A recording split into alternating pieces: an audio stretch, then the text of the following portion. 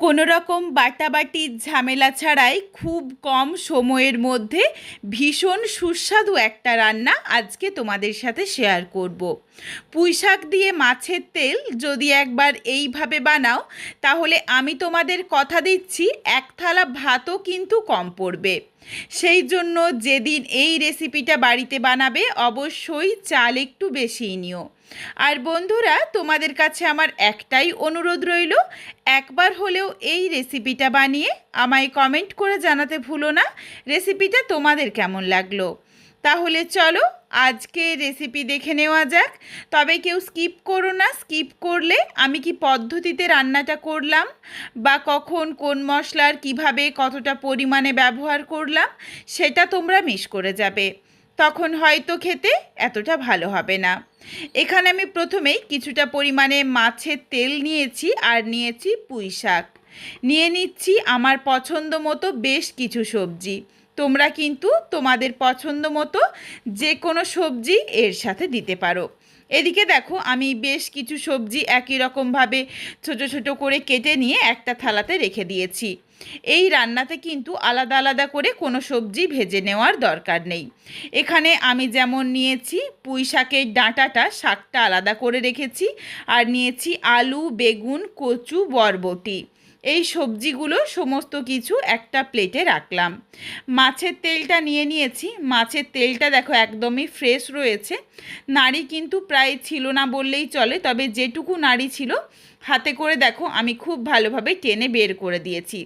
তারপর দেখো শুধুমাত্র মাছের তেলটুকুই রয়েছে আর অন্য কিছু নেই। এরপর মাছের তেলের মধ্যে দিয়ে দিলাম স্বাদ অনুযায়ী লবণ, দিয়ে ভালোভাবে মেখে রাখছি।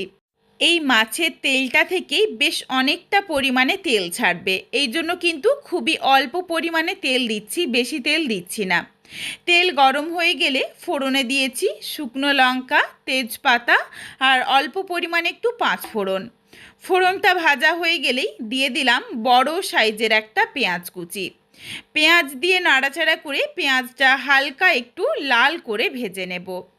পেঁয়াজের মধ্যে দেখো যখন একদম হালকা একটা রং ধরেছে, ঠিক সেই সময়ই এখানে দিয়ে দিচ্ছি বেশ কিছুটা পরিমাণে রসুন কুচি।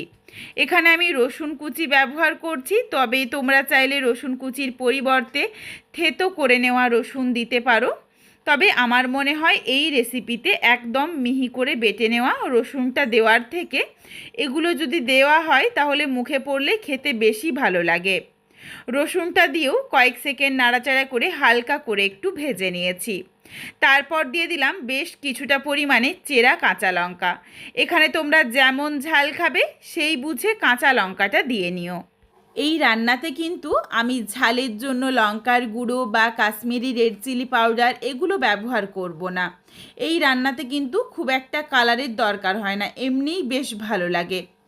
কাঁচা লঙ্কা দেওয়ার পরই দিয়ে দিয়েছিলাম মাছের তেল। মাছের তেল দিয়ে দেখো নাড়াচাড়া করে ভালোভাবে ভেজে নিয়েছি হালকা করে। এতেই দেখো বেশ অনেকটা পরিমাণে তেল ছেড়েছে। এই সময়ই এখানে কিছু গুঁড়ো মশলা দিয়ে দিচ্ছি। দিয়ে দিলাম পরিমাণ অনুযায়ী হলুদের গুঁড়ো, হাফ চামচ জিরের গুঁড়ো আর হাফ চামচ ধনের গুঁড়ো। গুঁড়ো মশলাগুলো দিয়ে নাড়াচাড়া করে মিশিয়ে নিয়েই সমস্ত সবজি একসাথে দিয়ে দিয়েছি। সবজির স্বাদ অনুযায়ী লবণ দিয়ে নাড়াচাড়া করে ঢাকা চাপা দিয়ে সবজিটা হালকা করে একটু ভেজে নেব।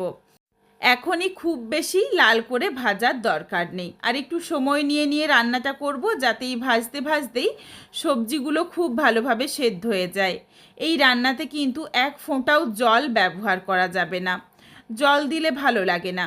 তবে তোমরা যারা বেশ একটু ঝোল ঝোল বা মাখো মাখো রান্না খেতে পছন্দ করো তারা চাইলে অবশ্যই দিতে পারো। দেখো কিছুক্ষণ ধরে নাড়াচাড়া করে হালকা করে একটু সবজিগুলো ভেজে নিয়েছি। তারপর দিয়ে দিলাম বেশ বড় সাইজের একটা টমেটো কুচি।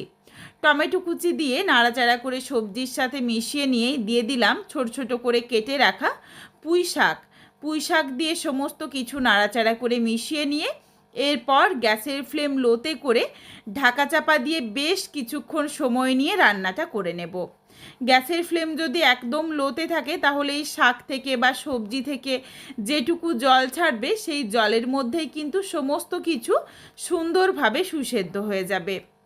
বেশ কিছুক্ষণ সময় নিয়ে দেখো ঢাকনাটা দিয়ে রেখেছিলাম, তারপর একটু ঢাকনাটা খুলে নাড়াচাড়া করে মিশিয়ে নিয়েছি। আর ঠিক একই রকমভাবে ঢাকনা দিয়ে দিয়ে রান্নাটা করব। বেশ অনেকটা পরিমাণে দেখো তেল ছেড়ে এসেছে। এই তেলের মধ্যেও কিন্তু খুব ভালোভাবে সবজিগুলো সেদ্ধ হয়ে যাবে। কিছুক্ষণ পর আবারও একই রকমভাবে রান্না করতে করতে ঢাকনাটা খুলে নিয়েছি। দেখো জলটা কিন্তু বেশ অনেকটা শুকিয়ে এসেছে আর সবজিগুলো সুন্দরভাবে সুসেদ্ধ হয়ে গেছে। বেশ দেখো গোটা গোটাও রয়েছে, একদম যে ভেঙে গেছে বা গলে গেছে সেটাও না। এখানে আমি সামান্য একটু হাফ চামচের মতো চিনি দিয়ে দিলাম যাতে টেস্টটা ব্যালেন্স হয়ে যায়। আর চিনি দিয়ে আবারও কিছুক্ষণ একটু রান্নাটা করে নেব যাতে চিনিটা গলে যায় আর রান্নাটার সাথে ভালোভাবে মিশে যায়। কিছুক্ষণ দেখো রান্নাটা করে নিয়েছি, সুন্দরভাবে সমস্ত কিছু একসাথে মিশে গেছে আর খুব ভালোভাবে তেল ছেড়ে এসেছে, জল কিন্তু আর এক ফোঁটাও নেই। এই সময়ই নাবিয়ে নেব, তবে গ্যাসের ফ্লেম অফ করে দিয়েছি। গ্যাসের ফ্লেম অফ করে অল্প পরিমাণে একটু গন্ধরাজ লেবুর রস দিয়ে দিলাম। এই গন্ধরাজ লেবুর রসটা দেওয়ার জন্য এই রান্নাতে কিন্তু ভীষণ সুন্দর একটা গন্ধ আসে, খেতেও তেমন মুখরোচক লাগে। একবার হলেও এইভাবে গন্ধরাজ লেবু দিয়ে কোনো রকম বাটাবাটির ঝামেলা ছাড়াই এইভাবে পুঁই শাকটা বানিয়ে দেখো। তারপর আমায় কমেন্ট করে জানিও যে রেসিপিটা তোমাদের কেমন লাগলো। এই রেসিপিটা থাকলে গরম ভাতের সাথে আর অন্য কিচ্ছু দরকার হয় না। রেসিপিটা বাড়িতে বানিয়ে অবশ্যই আমায় কমেন্টে জানিও যে তোমাদের কেমন লেগেছে।